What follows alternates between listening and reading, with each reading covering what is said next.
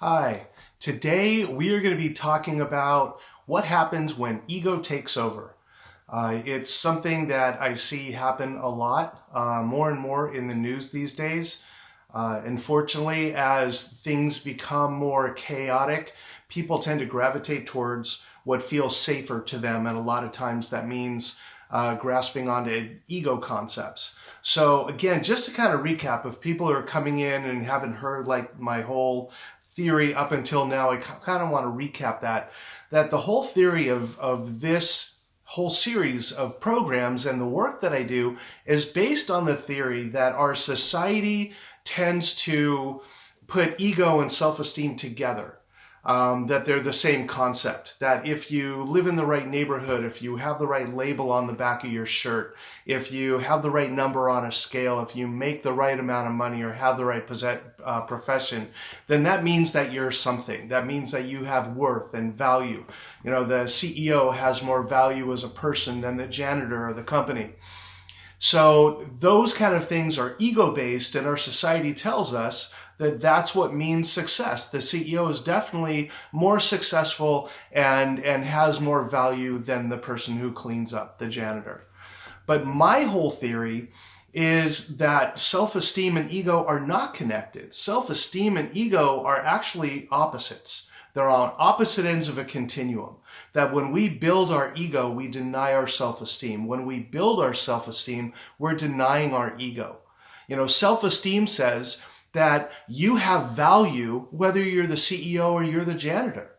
You know, one of the things I talk about a lot is, you know, we live close to the Disney parks and we go a lot because I'm a huge Disney fan. And the thing that most people comment on more than anything else is how clean the park is. And that is a product of the work that the people do who are considered janitors, the cleanup people. They're the ones that are making those parks look so amazing. Sure, the CEO of Disney has a big job, a huge job, but his job is no more or less important than the person who's keeping the parks clean. And they have no more value as a human being, as a person, than one doesn't have more value than the other. You know, we're all valuable. We all have value no matter what our position is in life, from the homeless person to the richest man on the planet. So we all have value, and we all can be esteemed based. And think about it. If we're more esteem based in our thinking and our actions, how much better would this world be if we didn't always put people as a better than or a worse than type of a comparison? So to me, ego and self-esteem are not connected. They're opposites. So the whole point of this entire thing is to help people move down that continuum towards a higher sense of self-esteem and letting go of those ego concepts. But yes, ego can get in the way. From the most seasoned person working on self-esteem, you know, I still find that my ego gets in the way sometimes. That just happens. You know, every time, a lot of times, I won't say every, a lot of times when I go to do these recordings, I think, oh, what are people going to think? And what are they going to enjoy it? And are more people going to listen? And my head just keeps chewing on me. And that's all ego stuff.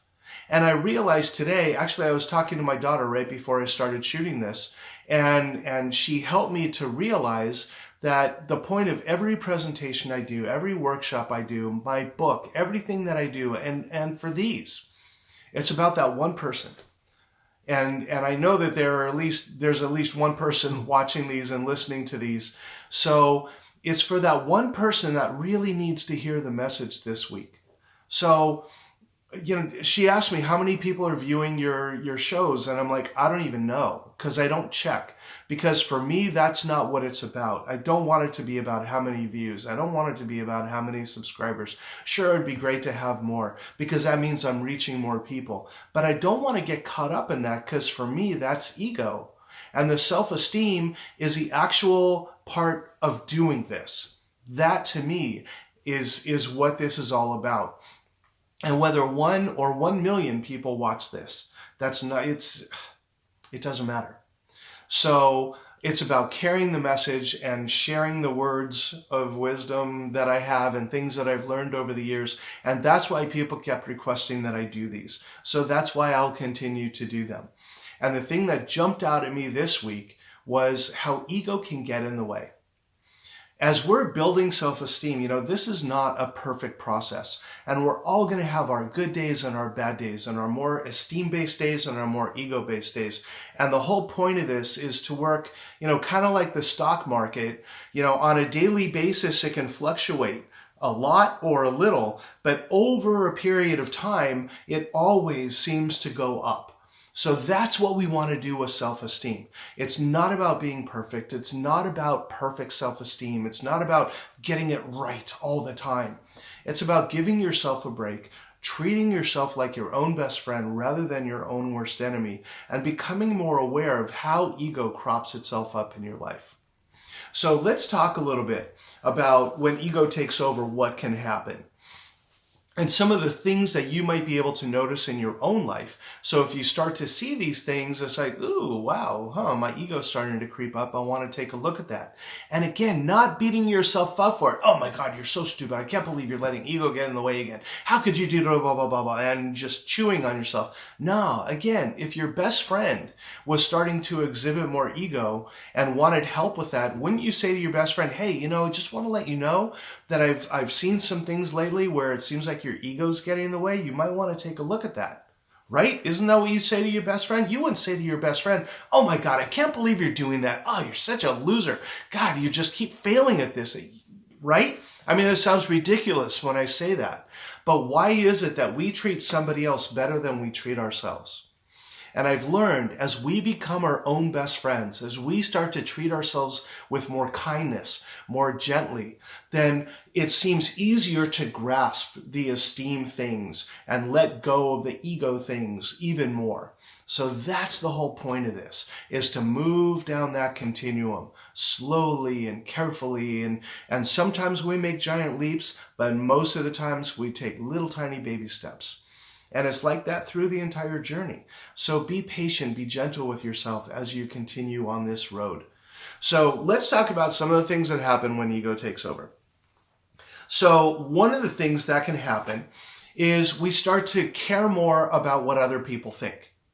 Oh, how are people going to respond? What are they going to think about me? And what are they going to say? And I don't know. So we start getting more focused on what other people think rather than what do I think? What do I want? When I go and meet with coaching clients, we usually meet at a Starbucks, and I like to do it in the morning. So I go do the coaching session and then I can go to the gym afterwards. So I don't worry about my hair and what I'm wearing and all that. I just go to Starbucks. My hair is all over the place. I have morning hair. And it just does not matter to me if anyone's going, oh my God, look at that guy. He didn't even brush his hair. Because it doesn't matter what other people think. It matters what I think. And for me, I'm the same person whether my hair's all over the place or perfectly put together. So it's about not being conscious about what are other people going to think and not caring so much about that. One of my favorite sayings, and I learned this really early on in my recovery, what other people think of me is none of my business. It used to happen all the time. I'd do these presentations and people would do evaluations afterwards, and I'd get the evaluations back afterwards. And let's say I had 100 people in the session. 80 people would say, oh my God, that was such a great presentation. I got so much out of that. And 10 people would say, I've heard all this stuff before. And 5 would say, oh, this just sucks so bad. I can't believe I stayed for the whole thing. This was a total waste of my time. And I would get those evaluations and I'd read every single one. And I'd get to those 5. It's like, oh my God, they didn't like me. I need to change my presentation. And what would I do better? And how can I? No. Let's focus on the 80 that really enjoyed it. It's amazing how we'll take one bit of criticism and take that as being the thing that matters most rather than hearing all the compliments and all the things that are going well. And I know now that if I change my presentation to make those 5 people happy, now all of a sudden, 10 of the 80 are going, what happened to Randy? Where did he go? And now I'm losing more of my audience because I'm attempting to please these other 5. So I learned early on that stop caring so much about what other people think. And worse than that, and this word almost came out and I wanted to focus on this one, I start worrying about what other people think. And worry is one of those things, one of those feelings, one of those things that happens in us that deflates us more than any other feeling. Worry is a total waste of energy. Whenever we worry about something, we just sit and we fret. And we fret and we're wondering, oh my God, what are we going to do? And how is this going to happen? Oh, that poor person or poor me or whatever it is. And it's energy that's just leaching.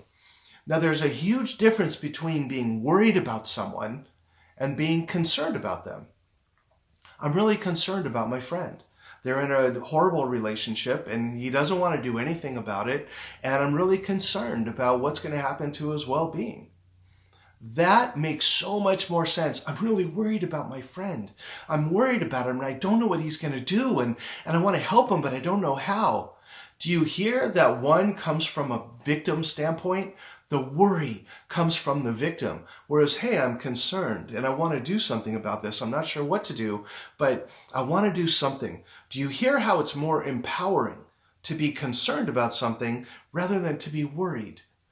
So be careful about how much worry you have in your life. Start becoming more aware of that. And let's see if you can kind of shift from worried to concerned, because that's going to make a huge difference in your life. And it's a lot of the energy that you have during the day and how much we expend and how much that we keep for ourselves and how much we have to begin the day. So, I think next episode I'm going to talk about the energy ball a little bit more. But that energy ball that we have during the day, when we worry, that just leaches energy more than pretty much any other feeling that's out there. So be careful about that. Be really careful about being worried about what other people think. You can be concerned if you like. If there are enough people that are saying, oh, I'm really concerned about this, then it might be something to take a look at. I'm one of those people. I'm an 80-20 kind of guy. 80% of the people that I meet like me, and they think I'm a good guy and easy to talk to and good to talk to and throw things off of. And 20% do not like me. For whatever reason, they just don't like me. And I've gotten to the point where I'm just okay with that. And I'm not worried about it. I'm not even concerned about it because I am not on this planet to make everybody happy. And the more I put into making everybody happy, that is a product of the ego, not self-esteem. I do not need to change me because I really like me. And I don't need to change me for anybody else. So this is me, take it or leave it. And I'm okay either way. I remember one time I was in this gathering of people and I went up to this guy. I'm like, hey, how's it going? And he said, can I just tell you, I think you're a real jerk and I don't like you. And I really appreciate it if you wouldn't talk to me anymore. I was like, wow, okay, sure, I can respect that. I'm really sorry you feel that way because I think you're a really good guy. And I wish you all the best, but yeah, I'll leave you alone. And I didn't talk to him again after that. And I didn't have to say, oh yeah, well, I don't like you either. And I didn't have to get into any kind of a pissing match with him about, oh yeah, well, you do. I didn't have to do that. It's like, hey man, I respect that. Okay, I'm not here to make everybody happy. And if you don't like me, I did something or said something to rub you the wrong way, I wish you well. So I don't need to get caught up in what other people think of me. And that's one of the things that happens when ego takes over is we're so concerned or worried about what other people think. So if you're starting to notice that more and more, then let's take a look at why the ego is starting to take more of a prominent role and what you can do to start letting go of the ego, cleaning the ego out to leave more room for self-esteem. So that's one of the things. Another thing that I notice happens when ego starts to take over, people become more self-conscious. They start doubting themselves more. Confident people, self-esteem people will step into a situation, they'll evaluate the best scenario, they'll make a decision and they'll go. And they'll move forward. And sometimes we make a decision that doesn't work out well. And we're able to say, wow, you know what? Ooh, that didn't work out the way I wanted. Okay, let's stop doing that, reevaluate and do something different. And it's not, oh my God, I can't believe you did that. And look how it worked out. And oh, you're such a, and start self-criticizing because that doesn't do anybody any good. And again, what would you say to your best friend if they evaluated between 3 different scenarios, chose one, it didn't go well, and they stopped and they're like, wow, that didn't go well, would you say to them, oh my God, I can't believe you chose that, and what were you thinking? No, you say, okay, well, let's do something different this time. And that's what you would do. So again, do that for yourself as you become your own best friend. Do that for yourself and instead of just for others. So self-doubt, self-consciousness, we have that situation, we have to make a decision. And I find that when people are more in ego, again, it goes back to we're concerned about what other people are going to think and how is this going to make me look.